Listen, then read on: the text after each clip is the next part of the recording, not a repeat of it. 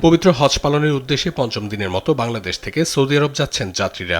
বুধবার সকাল 11টার ফ্লাইটে মোট 4,521 জন হজযাত্রী ঢাকা ছেড়ে যাবেন। রাজধানীর আশকোনা হজ ক্যাম্প থেকে সব ধরনের আনুষ্ঠানিকতা সম্পন্ন করেছে যাত্রীরা। হজে গিয়ে নিজেদের জন্য ও দেশের সবার জন্য দোয়া করবেন বলে প্রত্যাশা ব্যক্ত করেন তারা। পরিবেশটা গত বছরের চাইতে এবার একটু কেমন যেন লাগতেছে। আপনার হলো মশার উপদ্রব বেশি, মশার জন্য আমরা সারা রাত ঘুমাতে পারি নাই। এই হজের উসিলায় যাতে আমার দেশের মানুষ সবাই সুখী এবং সমৃদ্ধ জীবন লাভ করতে পারে, দেশ যাতে ভালোভাবে চলে সেই দোয়া করব, আপনার জন্য দোয়া করব।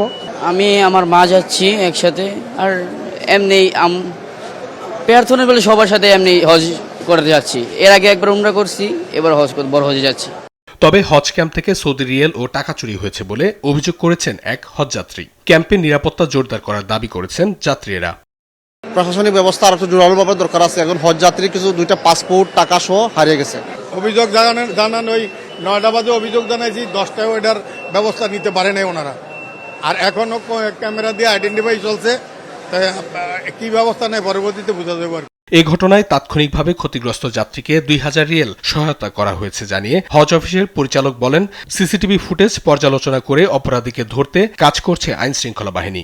তার প্রাথমিক পথ খরচের জন্য আমরা তাৎক্ষণিকভাবে 2,000 রিয়াল তাকে প্রদান করেছি, যাতে করে পথ খরচে তার কোনো অসুবিধা না হয়। এবং আমরা সিসিটিভি ফুটেজের মাধ্যমে ইতিমধ্যেই তার আমরা চেহারা কিন্তু আমরা দেখতে পেয়েছি। আমরা সংশ্লিষ্ট আইন শৃঙ্খলা রক্ষাকারী বাহিনী সহ সবাইকে নিয়ে আমরা কিন্তু এই বিষয়ে অত্যন্ত আন্তরিকভাবে চেষ্টা করছি, যাতে এই ঘটনা সুষ্ঠুভাবে উদ্ঘাটন করে অপরাধীদেরকে আইনের আওতায় আনা যায়। পবিত্র হজ পালনের উদ্দেশ্যে বাংলাদেশ থেকে সৌদি আরবে পৌঁছেছেন 20,000-এর অধিক যাত্রী। এর মধ্যে নাইমুদ্দিন মণ্ডল নামে একজনের মৃত্যুর খবর নিশ্চিত করেছেন হজ অফিস।